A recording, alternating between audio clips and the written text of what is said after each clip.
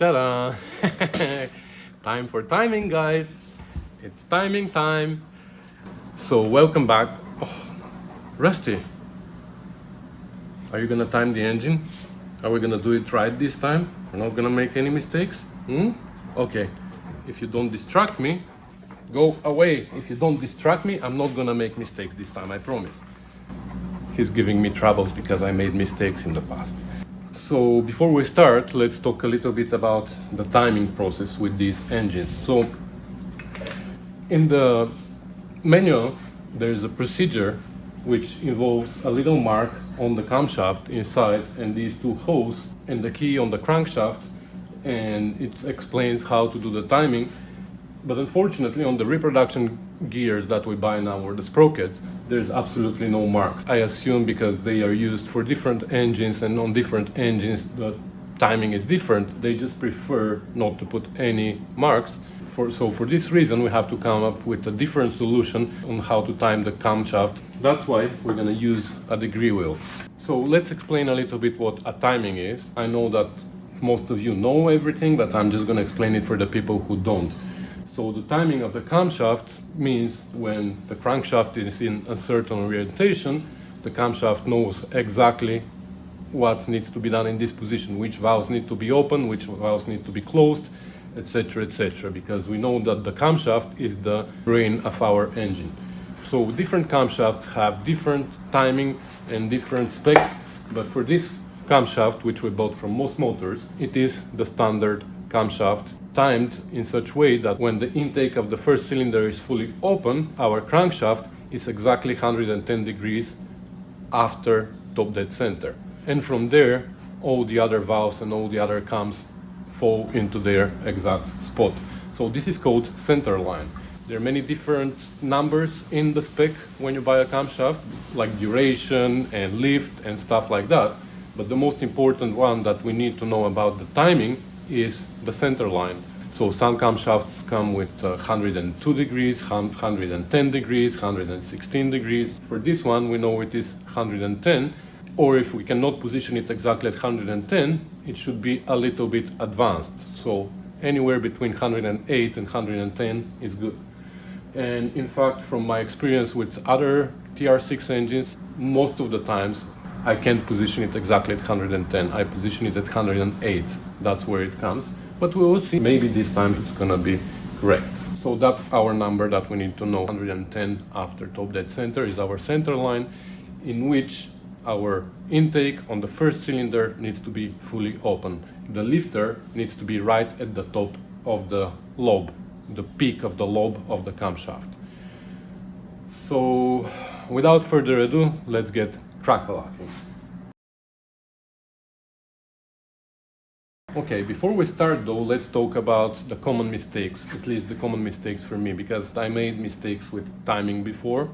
The first time I made a mistake was because I didn't use a degree wheel.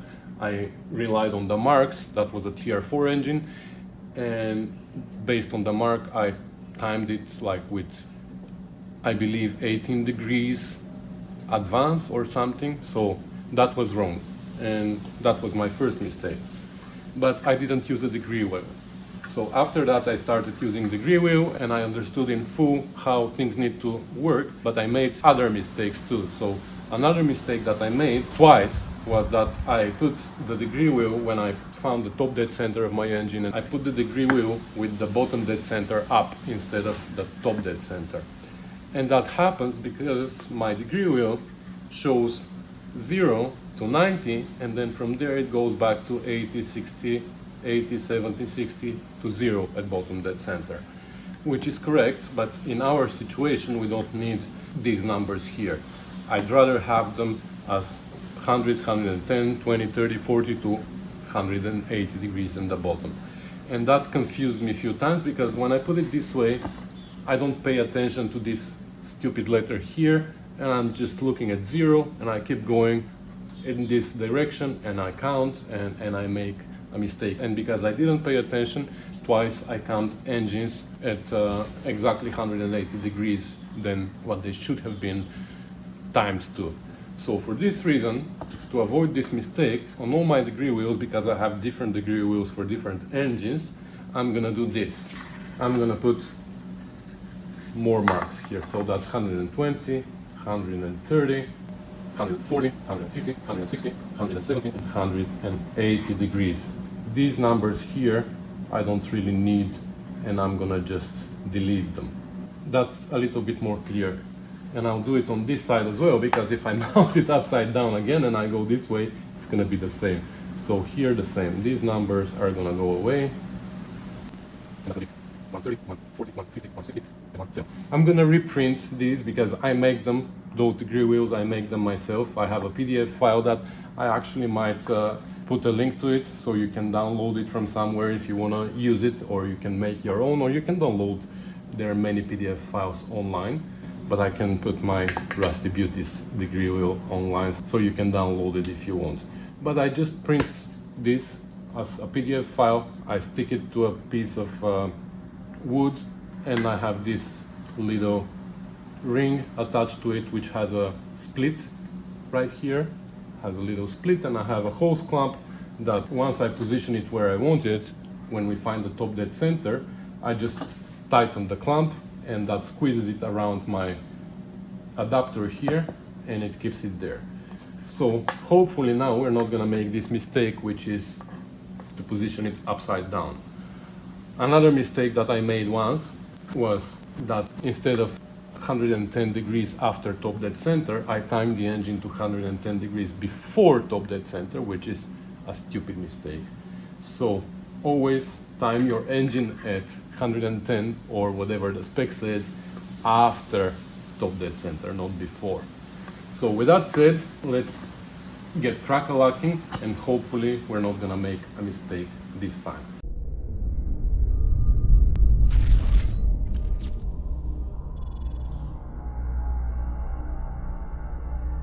Okay, so let's see what we have here. So in the first place, we have the adapter, like I showed you before. The adapter I actually made from one of these sleeves that was discarded from whatever engine. And I just welded a big washer on it and a socket.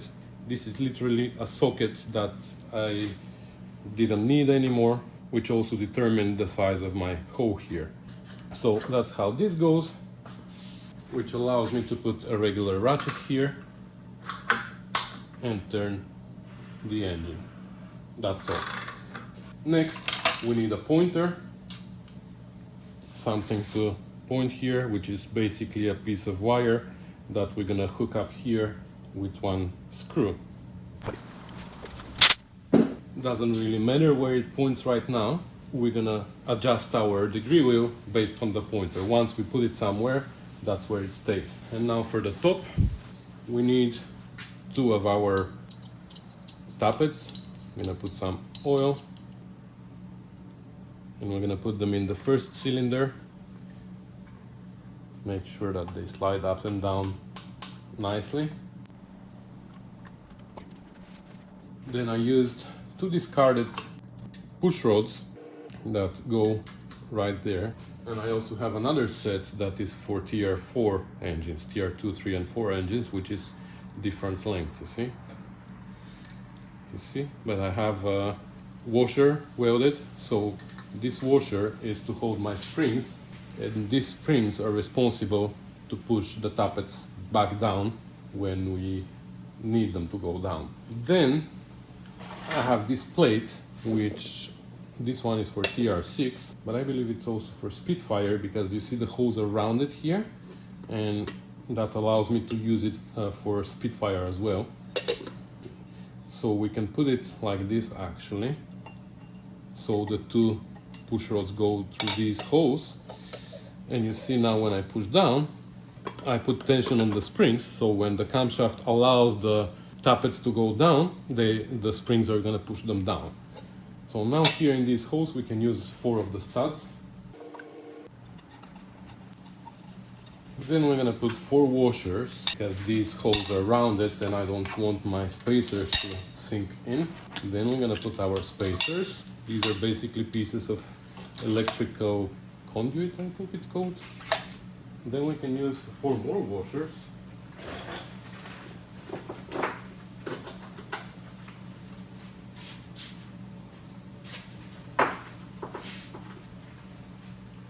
Then we can use 4 more washers and 4 nuts, of course. Doesn't need to be super tight, it just needs to hold the plate down all the way to the surface of the block. And now when we turn the crankshaft, we should make sure that these 2 lifters are moving too. Okay, I'm gonna take this off for a while.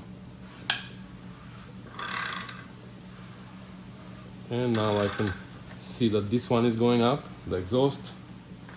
Now the exhaust is going to start going down and the intake is going to start going up. You see? Yeah. So it goes down. The spring is enough to push it down. And now the intake is going to start going down. There you go. Wow, that shakes a lot. My engine stand is pretty shaky. I'm gonna see if I can do something to support it from underneath so it doesn't shake too much for the video purposes. And last but not least, we have our piston stop. So we have a threaded hole here, and that's gonna help us find the top dead center, the true top dead center of the piston. So we're gonna leave it loose for now. And here, just I wanted to show you, I have the same plate for TR4 engine, which has bigger cylinders, so it has different space here, but I made this one out of acrylic, you see? This one is aluminum, this one is acrylic, doesn't really matter. So I'll put this away for now, and we can start with the timing process. So the first thing that we have to do is we need to find the true top dead center of the piston and secure our degree wheel in such way that it shows 0 when our piston is at true top dead center. What do I mean by true top dead center? Because of the way the crankshaft works, it pushes the piston up to top dead center, but then it takes certain amount of degree for the crankshaft to go past the top and start going down. So in these few degrees, I don't know how many they are, the piston stays at top dead center. And we don't know exactly which position of this small distance is our true top dead center, right at the when the crankshaft is at top dead center as well. So to find our true top dead center, first we're gonna start by guesstimating where top dead center is, and then we're gonna tune it up until we find our true top dead center. So our top dead center on the first cylinder is when our key is pointing at 12 o'clock. So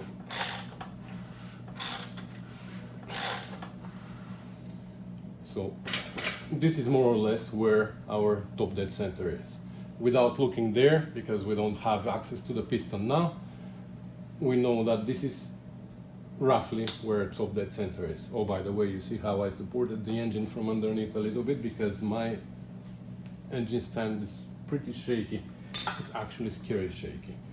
So now we can put our degree wheel and secure it this time at 0 here at top dead center. It can still move a little bit, but it's pretty tight. Now we can move it a little bit so it is not at top dead center anywhere but top dead center. So I moved it by 40 degrees, and now we can put this piston stop like this bolt, which is rounded at the end so it doesn't damage the piston, and we're gonna tighten it. Doesn't really matter how much, as long as it protrudes enough to stop at some point the piston before it goes to top dead center. So I'm gonna tighten this lock nut here underneath so it is not shaky, and we're gonna turn the crankshaft in both directions until the piston stops. Now we know that we turned it clockwise in order to drop it down a little bit, so now we're going to turn it counterclockwise until the piston hits the piston stop, and it stops. So we have to be gentle, right? Here, it stopped right there. So I know that you don't see the exact position, but I can tell you this is 32 degrees after top dead center because the engine turns clockwise. So we are 32 degrees after top dead center. And now we're gonna go all the way around until the piston goes down once and goes up again, and it hits the stop again.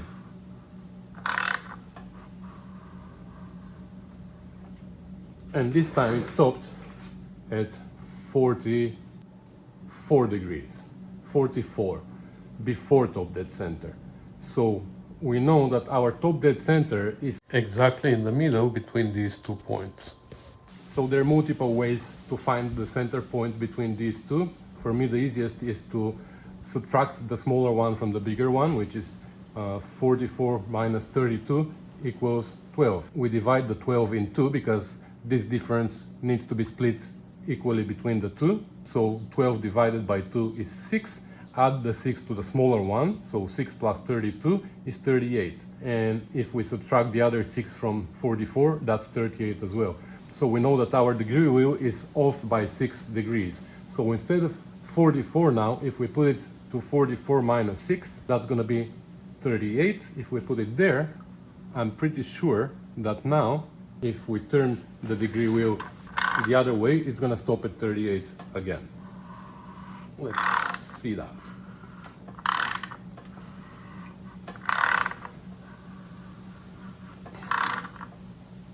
There you go.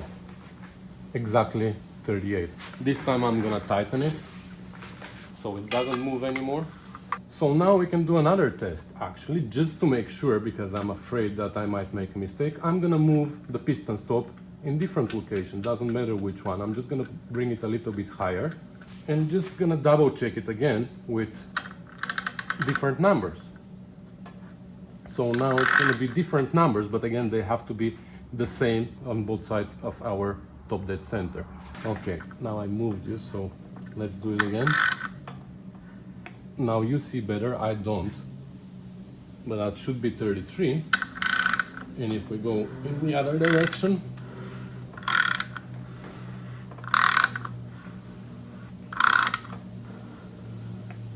that should be 33 as well. Now we can remove this piston stop.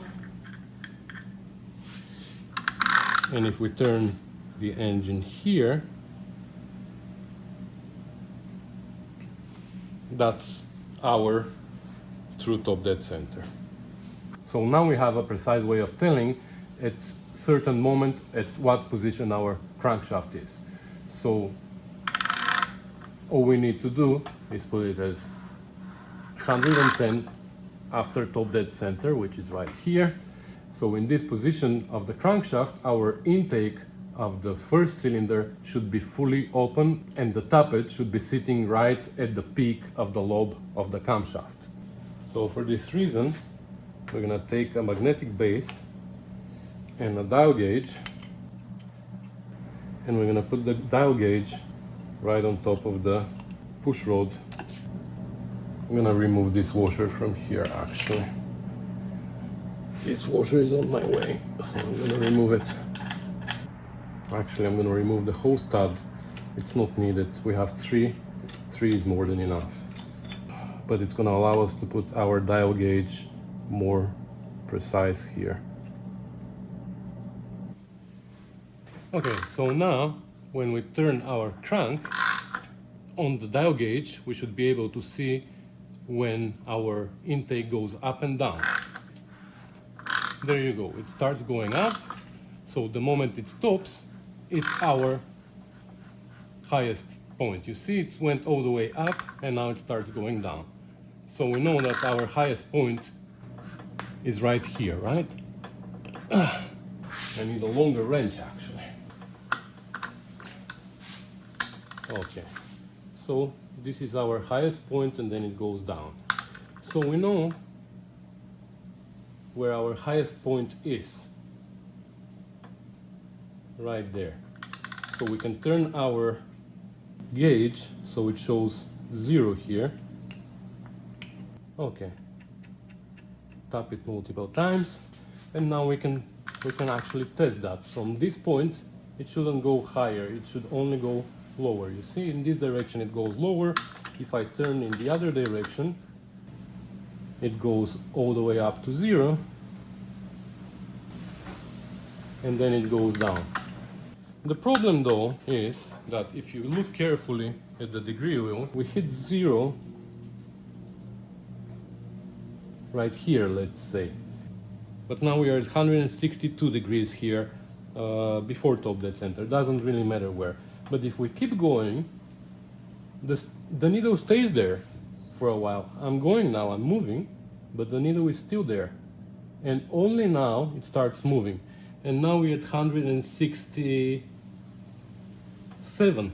So for 5 degrees on the crankshaft, the needle stayed there. So we don't know the exact position of the crankshaft in which we are exactly at the peak of the lobe.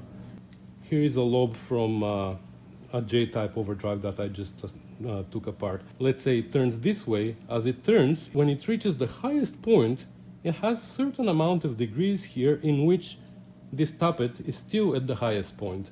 So we need to find the exact center position of this lobe. This is called the peak of the lobe. So how do we find that? We know the area in which the needle is at 0.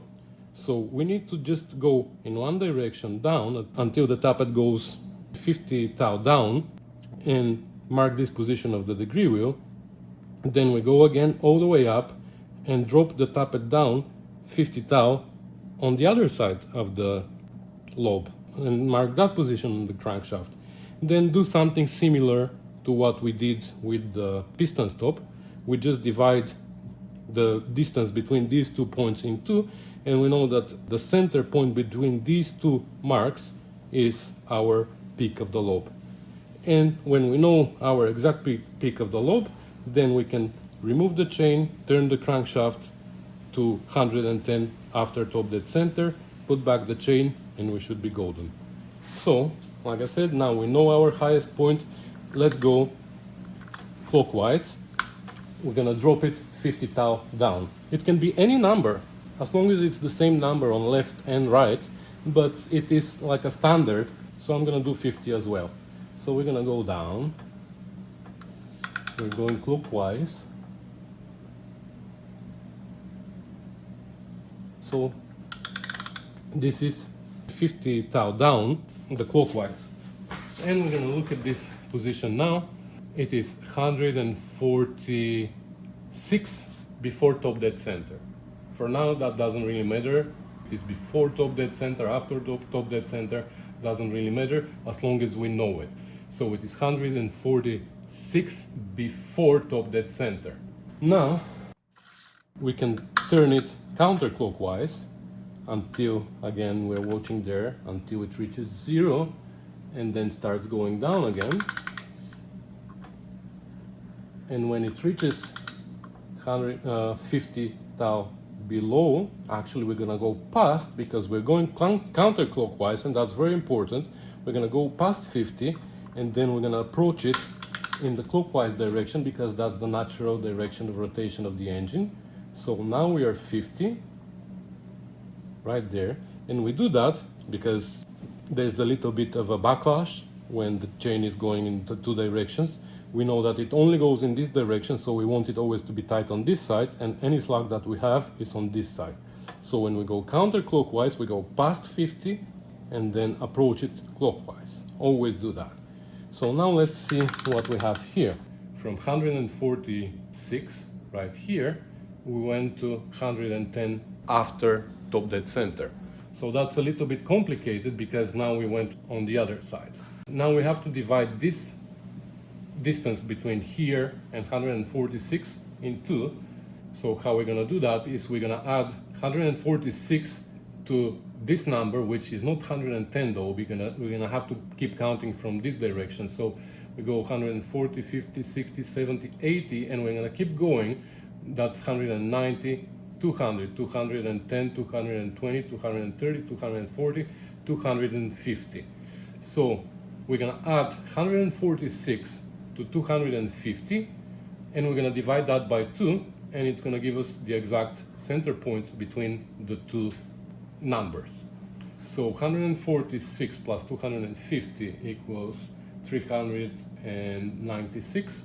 Divide that by 2 is 198, right? So we know that if we put this crank right now at 198. That's gonna be our peak of the lobe. So 180, 190, 198 is here. So let's go there in clockwise. 180, 190, 198. So right here, that's where our peak of the lobe there is. You see? That shows 0 now. So all we have to do now is remove these bolts. So now our crankshaft is disconnected from the camshaft. And now we can turn our degree wheel again in the clockwise direction to 110 after top dead center. Now notice that our camshaft is not moving.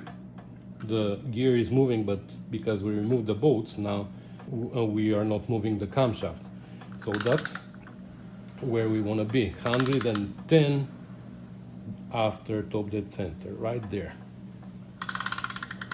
So now we know that this is still where we left it, at the peak of the lobe. We know that the crankshaft is where we want it. When the camshaft is at the peak of the lobe of the intake of the first cylinder, we want the crankshaft to be at 110 after top dead center. So in this position now, we just need to fasten them. But now our holes here, of course, they don't align. If they aligned, it would be just by chance, which it's not. So I have to turn it maybe by a tooth. No, another tooth. And another tooth.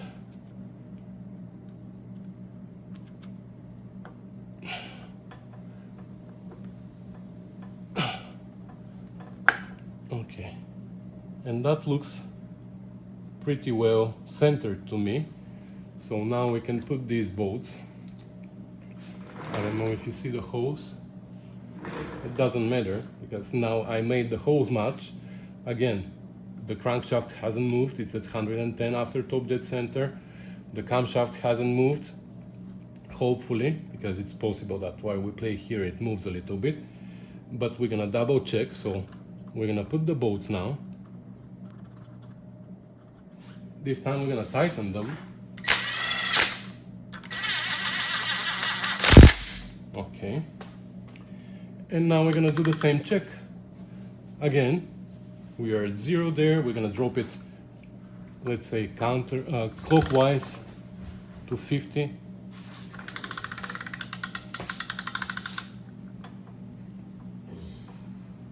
Right there.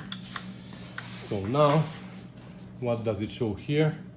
It shows 160, exactly 160 degrees after top dead center. So now we're gonna go counterclockwise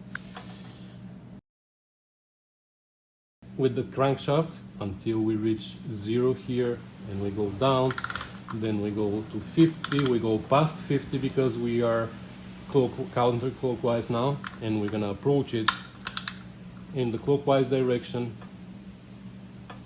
right there. And now here we are at 58 after top dead center. So now we're gonna do the same thing. We're gonna add the two numbers together, we're gonna divide them by 2, and we're gonna find the exact center between these two numbers. So we said 160 plus 58 is 218, divide that by 2 is 109 degrees. So 109 degrees, we know that right here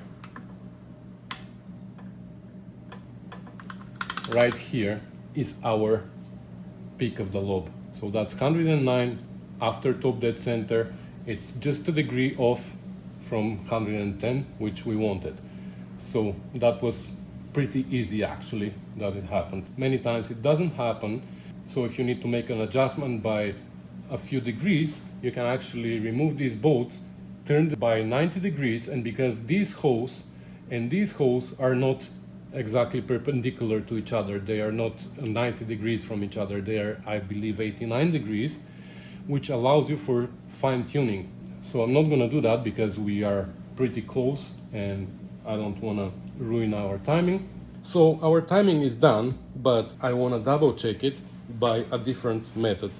And this different method that I'm talking about is the method of equally open valves. And what it means is that there is a certain point, which is top dead center, not the firing stroke, but the other top dead center. You know how the crankshaft makes 2 revolutions and it has 2 top dead centers for 1 cycle of 4 strokes. In that top dead center, the 2 valves, the intake and the exhaust, need to be equally open. Why is that? It's because you know how our intake for this particular crankshaft opens at 18 degrees before top dead center, and goes fully open and then closes, and then it's fully closed at 58 after bottom dead center. And our exhaust starts to open 58 degrees before bottom dead center and closes at 18 degrees after top dead center, right? So these are the numbers from our spec. What does this mean is that if we have top dead center and bottom dead center, of course, so our intake will start to open somewhere here, 18 degrees before top dead center, right? So here it is where it starts to open. Then somewhere here, 110 after top dead center, it's fully open. And then 58 degrees after bottom dead center, it is fully closed again. So that's our intake. Our exhaust starts to open 58 before bottom dead center. So it starts to open somewhere here, goes around the clock, goes past top dead center, and it comes 18 degrees after top dead center. What does this mean is that when the exhaust is fully open here and starts to close, at top dead center it's almost closed, but it's still not closed completely. It closes 18 degrees after top dead center. In the meantime, the intake starts to open at 18 degrees before top dead center, and when it reaches 0, it's already a little bit open. And so this means that from 18 degrees before top dead center to 18 degrees after top dead center, both our valves are a little bit open. The exhaust is almost closed, but it's still a little bit open, and the intake just started to open, and at this point here they should be equally open. So you can even do your timing based on this method without involving my calculations that I've done before. I prefer that method, but I'm gonna use this method now just to double check, to make sure that our timing is correct. Alright, so to do that I added another gauge here now that is on the exhaust valve, and I had to move them around so you can see, hopefully you can see everything. You can see the one in the back, the one in the front, and the degree wheel. So now we're gonna zero the gauges at their fully closed position, not their fully open. We're gonna find their fully closed position. So this one, the exhaust for example, now is closing, but it's not closed completely, but right now it's not moving anymore. That's because it's fully closed. So this is, we're gonna mark this as 0. So it's not gonna move until it starts open again. And now we're gonna do the same for the intake. Now the intake closes, keeps, it stopped in a weird position. So I'm gonna move the gauge a little bit so the pointer shows on the other side. It's gonna be easier for you guys to see.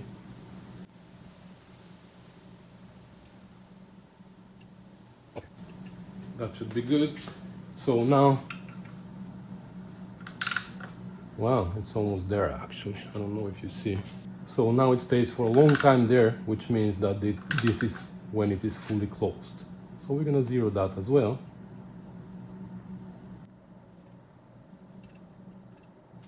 So now we can see that both valves are completely closed. So we're probably now, actually it happens that we are at top dead center at the firing stroke right now. So both our valves are closed. But now we're looking for the other top dead center. So we're gonna start turning them down, and we will see at some point our, here you see our exhaust starts to open now. It goes fully open right here.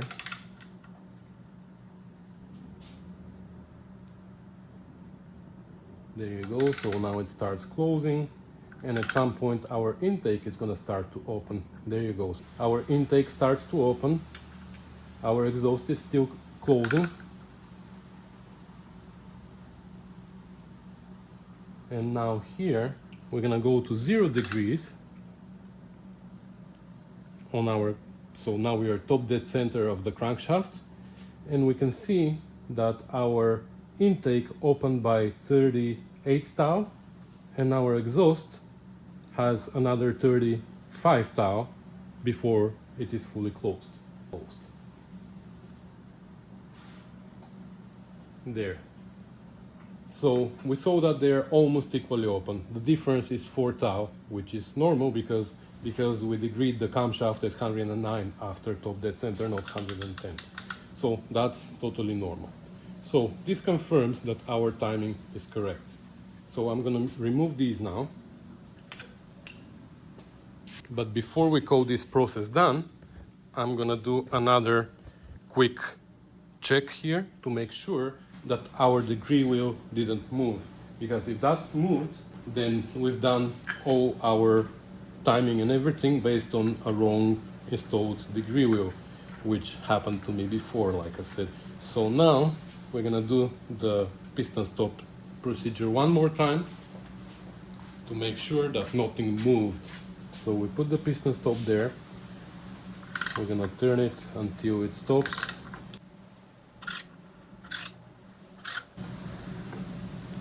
So that's exactly 40.5 degrees before top dead center.